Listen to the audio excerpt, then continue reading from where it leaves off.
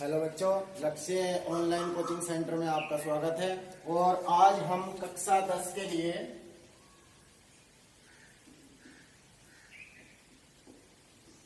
विज्ञान लेकर के आए हैं।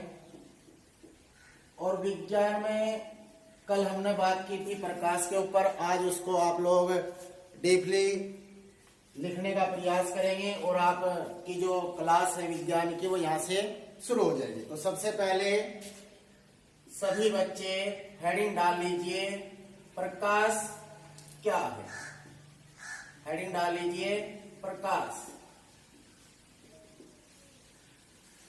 तो प्रकाश हेडिंग डालने के बाद इसमें आप लोग लिखेंगे प्रकाश एक प्रकार की ऊर्जा है। प्रकाश एक प्रकार की ऊर्जा है जो हमारी आंखों को संवेदना उत्पन्न कराती है, अर्थात हमारी आंखों को चमकाती है। तो प्रकाश एक प्रकार की ऊर्जा है जो हमारी आंखों को संवेदना उत्पन्न कराती है। तो ये प्रकाश की जो टोटल बातें हैं कल हमने आपको बताई थी। प्रकाश क्या है, कैसे आप लोगों को कार्य करता है और कैसे आप प्रकाश के सहायता से हम वस्तुएं दिखाई देती हैं। तो पहली हेडिंग हमारे पास थी प्रकाश, तो इसमें आप लोगों ने लिख लिया है कि प्रकाश एक प्रकार की ऊर्जा है जो हमारी आंखों को संवेदना उत्पन्न कराती है। प्रकाश, आगे लिखिए, प्रकाश स्वयं दिखाई नहीं देता। प्रकाश स्वयं दिखाई नहीं देता, बल्कि प्रकाश की सहायता से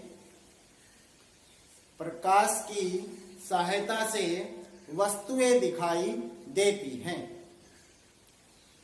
तो आपने लिख लिया प्रकाश स्वयं दिखाई नहीं देता, बल्कि प्रकाश की सहायता से वस्तुएं दिखाई देती हैं। अब नेक्स्ट हेडिंग डाल लीजिए प्रकाश के गुण।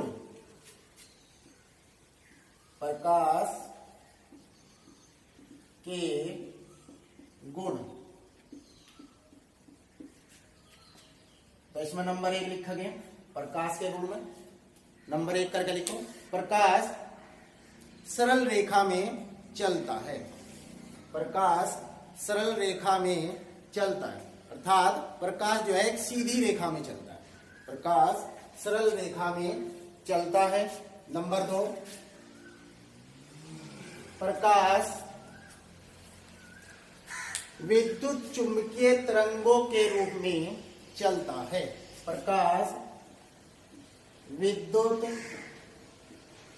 चुंबकीय तरंगों के रूप में चलता है। प्रकाश विद्युत चुंबकीय तरंगों के रूप में चलता है। नंबर 3 लिखेंगे प्रकाश की चाल निर्वात में। प्रकाश की चाल निर्वात में, जो चाल होती है प्रकाश की, वो निर्वात में 3 गुणा 10 की पावर 8 मीटर प्रति सेकंड।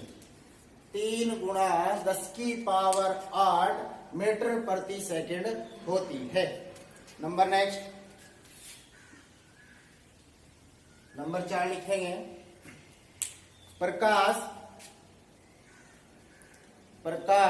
का चमकदार तलों पर, प्रकाश का चमकदार तलों पर परावर्तन होता है।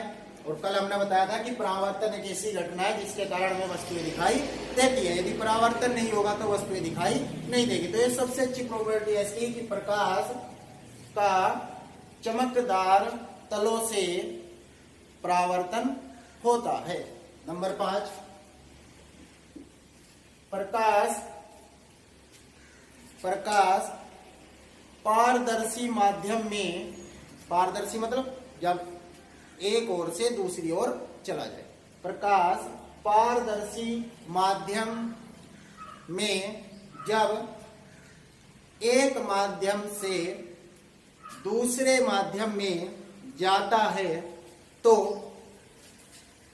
एक माध्यम से दूसरे माध्यम में जाता है तो उसका अपवर्तन होता है, उसका अपवर्तन होता है, उसका अपवर्तन होता है। तो प्रकाश के गुण हमने लिखे। और प्रकाश क्या है? एक प्रकार की ऊर्जा है जो हमारी आंखों को संवेदना उत्पन्न कराती है। और प्रकाश एक सीधी रेखा में चलता है। प्रकाश विद्युत चुंबकीय तरंगों के रूप में चलता है। और प्रकाश की जो चाल होती है निर्वात, मतलब जहां पर कोई भी मतलब हमारे पास वायु न हो, वहां पर जो निर्वात में जो प्रकाश की चाल होती है वो 3 × 10⁸ मीटर प्रति सेकंड होती है। प्रकाश का परावर्तन होता है, प्रकाश का अपवर्तन होता है, प्रकाश का विवर्तन भी। ये चीजें आगे पढ़ोगे, लेकिन फिलहाल इतना ही कि प्रकाश का परावर्तन और अपवर्तन। अब प्रकाश का परावर्तन होता क्या है, आप हेडिंग डाल लीजिए।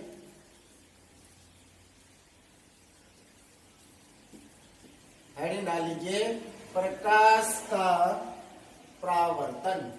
प्रकाश का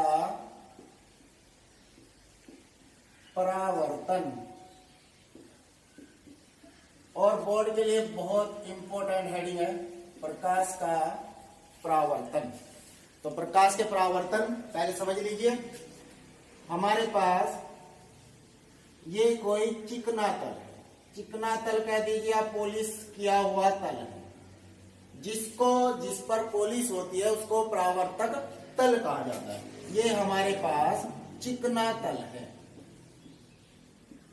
चिकना तल या पॉलिश करा हुआ तल, ठीक है। और जब इस चिकने तल पर हमने यहां से कोई प्रकाश की किरण आपतित हुई, जो किरण प्रकाश की आती है उसको हम आपतित किरण कहते हैं। आपतित किरण मतलब आने वाली किरण। और जिस बिंदु पर ये किरण टकराती है वहां पर तल के लंबवत एक अभिलंब, जिसको क्या बोला जाता है, अभिलंब। ये हमारे पास है अभिलंब, अभिलंब। और जिस बिंदु पर ये अभिलंब होता है उसको हम आपतन बिंदु कहते हैं, आपतन बिंदु। अब प्रकाश इधर से आया, तक इस बिंदु पर टकरा करके प्रकाश क्या होगा, परावर्तित होगा, उसी मार्ग में वापस लौट जाएगा। तो ये प्रकाश इस दिशा में निकल जाएगा। और इसको जो लौट करने वाला प्रकाश होता है इसको बोलते हैं परावर्तित किरण, परावर्तित किरण। ये हमारे पास। तो प्रकाश का परावर्तन क्या है कि जब कोई प्रकाश किरण किसी चिकने या पॉलिशदार तल पर टकराती है, टकराने के पश्चात उसका अधिकांश भाग वापस लौट जाता है, जिस घटना को प्रकाश का परावर्तन कहते हैं। अब मैंने एक शब्द बोला यहाँ पर कि अधिकांश भाग, अधिक से अधिक भाग लौट जाता है। कुछ भाग जो तल है वो अपने अंदर एब्जॉर्ब कर लेता है। जैसे आपने देखा है आपके दैनिक जीवन की घटना है कि आप जो प्रकाश है हमारे ऊपर पड़ता है, तो जो प्रकाश हमारे ऊपर पड़ता है वो हमारे ऊपर पड़ने के बाद वापस लौट जाता है। लेकिन हमारे जो शरीर है, हमारे जो वस्त्र है, वे भी धीरे धीरे गर्म होने लग जाते हैं। इसका मतलब कुछ प्रकाश तो हमने अपने अंदर एब्जॉर्ब या अवशोषित कर लिया और अधिकांश प्रकाश हमने वापस लौटा दिया, जिसका परावर्तन हुआ। तो सभी बच्चे इस चित्र को बढ़ा लेंगे और उसके बाद इसमें नीचे इन्वर्टेड कॉमाज करके लिखेंगे। जब कोई प्रकाश किसी चिकने तल पर टकराता है, जब कोई प्रकाश किसी चिकने तल पर टकराता है तो टकराने के पश्चात उसका अधिकांश भाग वापस लौट जाता है,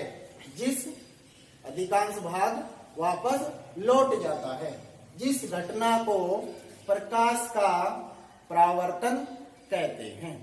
जिस घटना को प्रकाश का परावर्तन कहते हैं। अब हमारे पास जो आपतित किरण और अभिलंब, जो हमारे पास क्या है, आपतित किरण यानी कि आने वाला प्रकाश और अभिलंब के बीच बना जो कोण होता है, इसको हम आपतन कोण कहते हैं, जिसको आई से लिखते हैं। और अभिलंब और परावर्तित किरण के बीच बना जो कोण है, इसको हम आर से लिखते हैं, इसको हम परावर्तन कोण कहते हैं। और ये दोनों जो परावर्तन की घटना होती है, ये दोनों कोण आपस में क्या होते हैं, बराबर होते हैं। ये दोनों कोण आपस में बराबर, ये परावर्तन की घटना है। तो नीचे आप हेडिंग डाल लेंगे आपतन कोण।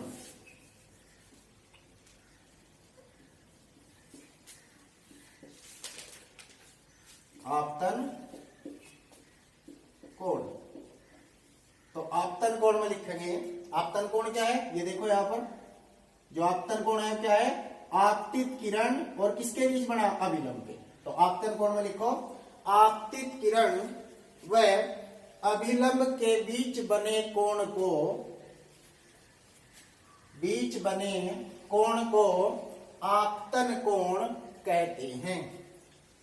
आपतन कोण कहते हैं। इसे स्मॉल आई से प्रदर्शित करते हैं, इसे स्मॉल आई से डिनोट करते हैं। ये हमारे पास है। अब हेडिंग डाल लेंगे परावर्तन कोण। परावर्तन कोण और परावर्तन कोण में लिखेंगे, परावर्तन कोण ये बना, तो परावर्तन कोण में लिखेंगे अभिलंब तथा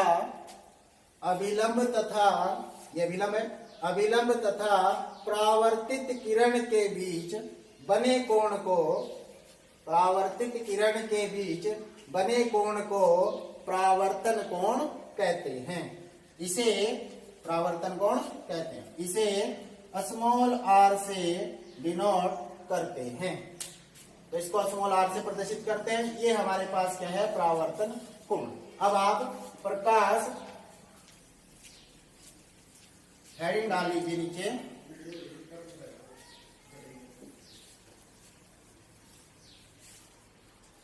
प्रकाश के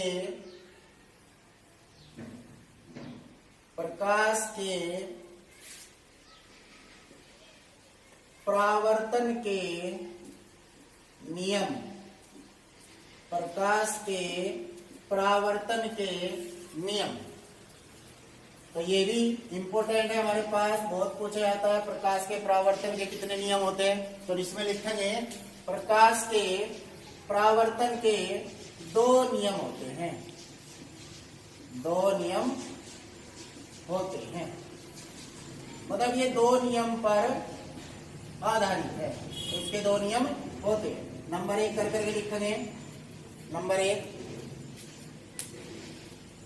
आपतित किरण, नंबर 1 यानी कि हमने अभी बताया था आपको कि ये तो हमारे पास आपतित किरण है, ये यहाँ पर आपतन बिंदु है, इस आपतन बिंदु पर हमने अभिलंब को खींचा था और ये हमारे पास परावर्तित किरण गई थी। इन तीनों के कारण हमारे पास जो परावर्तन की घटना है वो हमारे पास प्रकट हुई थी। तो हमारे पास क्या है, नंबर 1 आपतित किरण तथा आपतन बिंदु पर अभिलंब, आपतन बिंदु पर अभिलंब तथा परावर्तित किरण, तीनों परावर्तित किरण तीनों सदैव एक ही तल में होती है, सदैव एक ही तल में होती है। ये तीनों के तीनों जो हमारे पास है ये सदैव एक ही तल में होती है। इसका मतलब ये तीनों की तीनों जो हमारे पास है, जैसे आपतित किरण है, परावर्तित किरण है और आपतन बिंदु पर अभिलंब, ये एक ही बिंदु से होकर जाती है। ये हमारे पास है कि तीनों की तीनों एक ही तल में होती है। नंबर 2 लिखेंगे। दूसरी कंडीशन मैंने बताई थी कि जो हमारे पास आपतन कोण है वो हमेशा परावर्तन कोण के बराबर होगा। तो नंबर 2 लिखेंगे आपतन कोण सदैव परावर्तन कोण के बराबर होता है।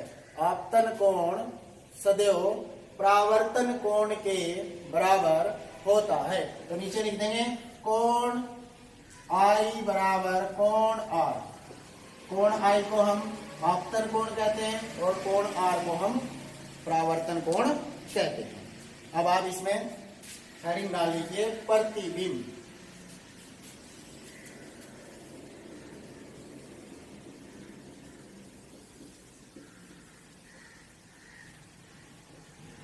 प्रतिबिंब, अब प्रतिबिंब मतलब इमेज, आप अपना प्रतिबिंब देखते हो, इमेज देखते हो, उसके की परिभाषा हमें लिखनी है। आप कैसे देखते हो? आप अपने आगे दर्पण को ले लीजिए, शीशे को ले लीजिए, तो आपको कैसे उसके अंदर अपना चेहरा नजर आता है? तो क्या होगा कि हमारी जो मुख है, जब हम मुख को देखते हैं, वहां से प्रकाश किरण उस दर्पण पर टकराती है। टकराने के पश्चात फिर वो प्रकाश किरण कहाँ? हमारे मुख पर आती है, जो हमें पीछे मिलती हुई प्रतीत होती है। वो क्या होता है? हमारे पास प्रतिबिंब होता है। किसका प्रतिबिंब? प्रकाश के परावर्तन के जो प्रतिबिंब है वे परावर्तन से बनते हैं। तो आप लोग प्रतिबिंब में लिखो, वस्तु के किसी बिंदु से, वस्तु के किसी बिंदु से दो अथवा दो से अधिक प्रकाश, दो से अधिक प्रकाश किरणें परावर्तन अथवा अपवर्तन के पश्चात जिस बिंदु पर जाकर मिलती है उसे पहले बिंदु का प्रतिबिंब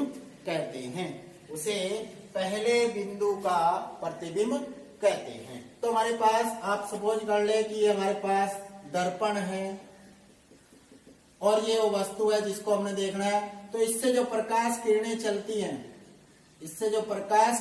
दो या दो से अधिक, और हमें जो प्रतिबिंब के अंदर प्रतिबिंब नजर आता है दर्पण के अंदर, वो इस तरफ नजर आता है। तो जिस बिंदु पर जाकर के ये परावर्तन या अपवर्तन के पश्चात जिस बिंदु पर जाकर ये किरणें मिलती हैं, वो पहले बिंदु का प्रतिबिंब कहलाता है। तो ये हमारे पास है प्रतिबिंब।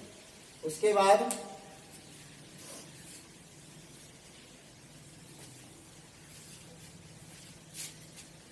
प्रतिबिंब दो प्रकार के होते हैं।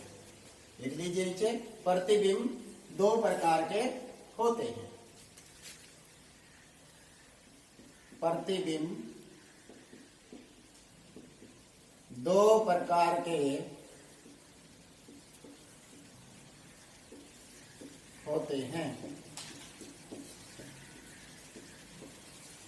तो नंबर 1 करके लिखेंगे आभासी प्रतिबिंब।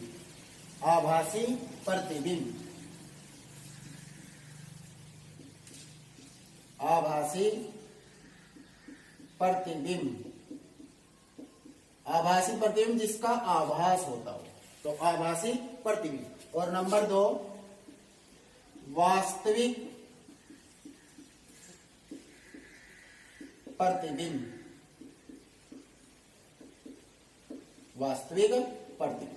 तो आभास दो प्रकार के प्रतिबिंब होते हैं, एक आभासी प्रतिबिंब और एक वास्तविक प्रतिबिंब। आभासी प्रतिबिंब वहां पर बनता है कि जहां कोई प्रकाश किरण किसी भी दर्पण पर टकराने के पश्चात फैल जाए, जहां पर प्रकाश किरणें टकराने के पश्चात फैल जाए। जैसे आपने यहां से प्रकाश किरणें इस दर्पण के ऊपर डाली और डालने के बाद ये प्रकाश किरणें क्या हो?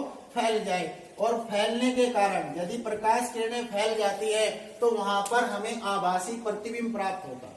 और जहां पर ये प्रकाश किरणें एक ही बिंदु पर जाकर के फोकस हो जाएं, वहां पर वास्तविक प्रतिबिंब प्राप्त होता है। तो आभासी प्रतिबिंब को ना तो इमेज प्रतिबिंब लिया जा सकता है, लेकिन वास्तविक प्रतिबिंब का प्रतिबिंब लिया जा सकता है। और जो वास्तविक प्रतिबिंब होता है वो उल्टा बनता है। तभी हमें, जैसे हम आप फोटो खींचते हैं तो उसमें क्या होता है, जो प्रतिबिंब होता है वो वास्तविक प्रतिबिंब होता है, जिसकी जो हमारे पास चलने वाली प्रकाश किरणें हैं वे एक बिंदु पर जाकर फोकस हो जाती है। और फोकस होने के बाद वो उल्टा प्रतिबिंब हमें प्रतिबिंब के रूप में सीधा प्राप्त होता है। तो हमारे पास क्या है? प्रतिबिंब। और प्रतिबिंब दो प्रकार के, एक आभासी प्रतिबिंब, एक वास्तविक प्रतिबिंब होता है। तो आज आपके लिए इतना ही। कल आपको नेक्स्ट वीडियो में दर्पण के बारे में बताया जाएगा। तो आप हमारे चैनल पर जुड़ जाए और आपके लिए हम यहाँ पर प्रॉपर तैयारी के लिए तैयार हैं।